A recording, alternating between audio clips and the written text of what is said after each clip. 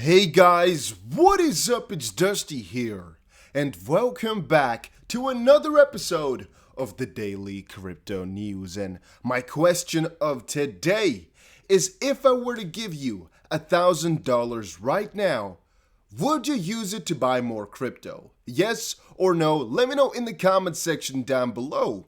And what we're going to be talking about today could be some really big deal. We have some info on the Ripple XRP lawsuit, which came out yesterday, or maybe even the day before already, yet only now are people starting to understand the severity of this information. We are talking about some of the things which the judge has denied and some of the things which the judge has granted. One thing was the individual defendant's motion for issuance of letters of request for international judicial assistance were granted. That might sound like a whole mouthful of garbage, rubbish, might not understand what it means. In simple terms, Ripple, and specifically Brad Garlinghouse and Chris Larsen, were trying to get a hold of some other international parties from all countries around the world, at least a couple of them.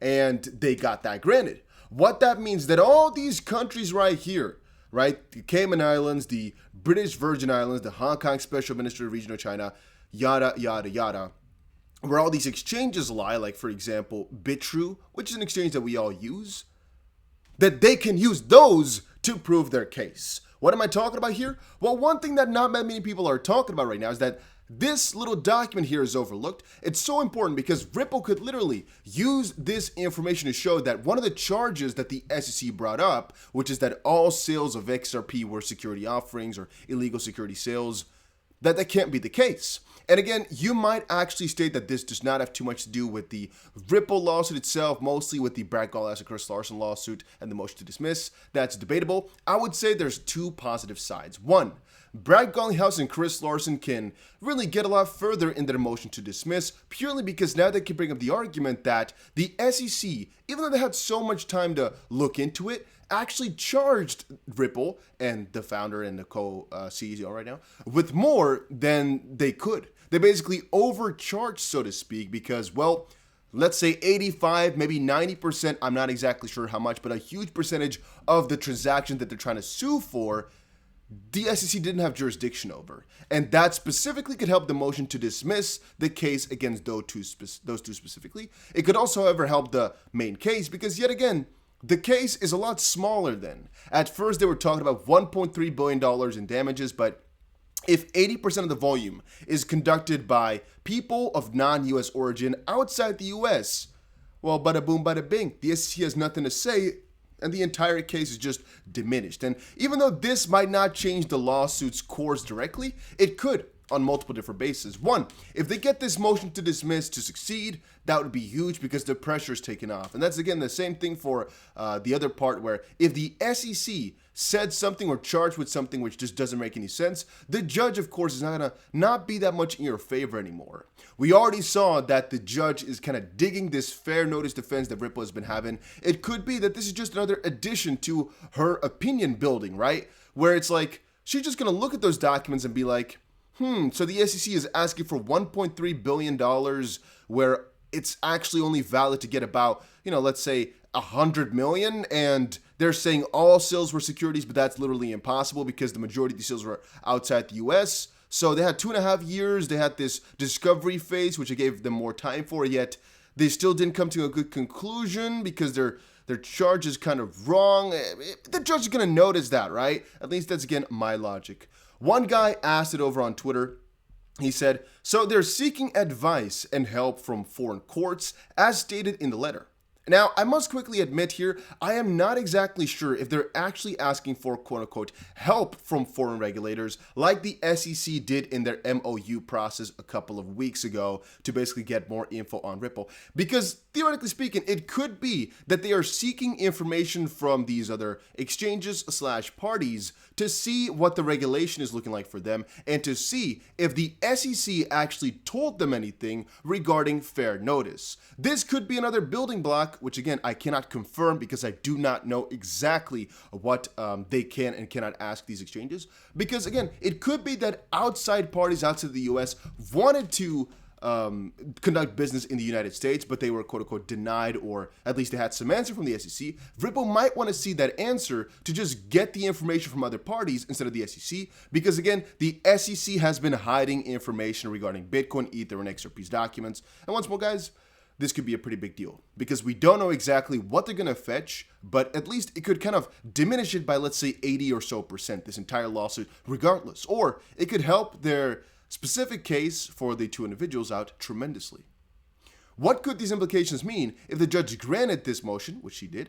Would this increase their chance of success in this case? This helps the personal case from the SEC against Chris and Brad. With this motion granted, Ripple will add documents that sales of XRP occurred outside the USA. Everything outside USA, the SEC has no jurisdiction over, and this helps the part of the SEC to get dismissed, which again could be a big deal. Someone else also said here, this is great, but as we all know, the SEC isn't going to give any documents because apparently they think they are above the law.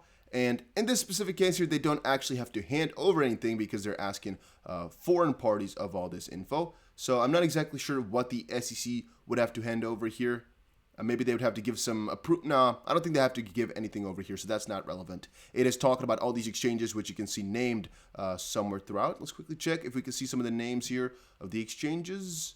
No, we cannot. In the previous document I showed you guys, though, a couple of days ago, we saw all the different exchanges that they were requesting for, and now we can only see the countries of origin, basically, of these exchanges. But you guys get the idea. This could be a really big deal, even though people are not making it out to be. And here's again another article about the exact facts. Ripple might prove most of the XP sales were offshore. Then what? And again, they're saying, so what does it mean for Ripple? This means another fighting chance for the company to prove that the US SEC lacks jurisdiction over the sales of XRP, which majorly took place outside of the US. This could work in Ripple's favor. That again, they do not have jurisdiction over this. If it can prove that more than 90% of the XP was sold outside the USA and basically away from the SEC's administration. However, this evidence can only be used in case of a trial, so again, it might not always be relevant. According to Troreland, it's just in case and to further prove the SEC's incompetence with the case to begin with, which is again my personal thoughts as well, that they're just going to kind of prove it towards the judge. Despite booking several wins in this consistent back and forth over the past few months, it's, however, still likely that Ripple may lose the suit. Again, lose is definitely brought. According to Jesse Hines, though, such a loss could still be an overall win for Ripple in the crypto space. I've covered this a couple of times before, what a quote-unquote win for Ripple, but also a win for the SEC would look like. It would basically look in a way that they both can come out on top and continue business. Then again, both have to kind of give in a little bit. So a result of this lawsuit could be learning that while Ripple's sales are investment contracts, secondary sales are not, which basically means if Ripple has sold something for their partners, for example, that's bad. If you and I sold it, which again now is also a bad thing, those aren't. Meaning that exchanges can relist, and then Ripple will just continue selling outside the US, and everything will resume as normal. Because again, it's only about Ripple's sales of XRP then, not about normal exchange behavior and whatnot. I'm kind of wondering how that would work for Ripple's business model, but this is a possibility, obviously. And this is also, again, another confirmation that a settlement would come if Ripple gets the chance, right? So all those people saying, no, the lawsuit has been extended by 2 months, at least, no, not necessarily. Because it could be that prior, they could only come to a conclusion in summary judgment, and right now they can still come to a partial or full settlement even earlier than that. You don't really know. Let's quickly see if we had anything else here. XP News, why Ripple investors will be watching August 31st and October 15th of this year. Well, in easy words, it's been extended, right? This entire lawsuit. So those are the quote-unquote new days that everybody's watching because then things are going to be concluding. The first is August 31st, and this date marks the end of the fact discovery period for the SEC. Then there's October 15th, 2021, so a couple weeks later. That's when the period for it to conduct expert discovery comes to an end as well. And of course, it's been extended to that point right now. Everybody is going to be watching that. What I was going to say about it? Well, it's been extended, so people will keep watching it. And yeah, I mean, that's about it. I'm not exactly sure why. Otherwise, people would pay attention to it. Maybe to the prior dates, people would want to pay attention to it because, I'm not exactly sure. I mean, I can think of a lot of reasons, but I'm not sure exactly if they make a lot of sense in the real world. So I'm not even sure if I should speculate on them. There's so many different reasons which I can kind of think of. We have so much more news to cover here. We have so much more, but I'm thinking maybe we should just make another dedicated video towards it. Let's just cover this one because I find it interesting. World Bank rejects El Salvador's request to implement Bitcoin as legal tender. Let me just show you guys the article titles, and I'll make another in-depth video later today, just so you have the info. 2.3 million UK adults now hold crypto assets, 10.5% more than last year. Pretty huge increase. Elon Musk should study Bitcoin mining. We covered that, but I wanted to pair it with this one right here, that Bitcoin miners in China plot plans to go green, or at least greener. Then again, they are already quite green if you actually look at the facts, which again, I'm going to pop up a little bit later.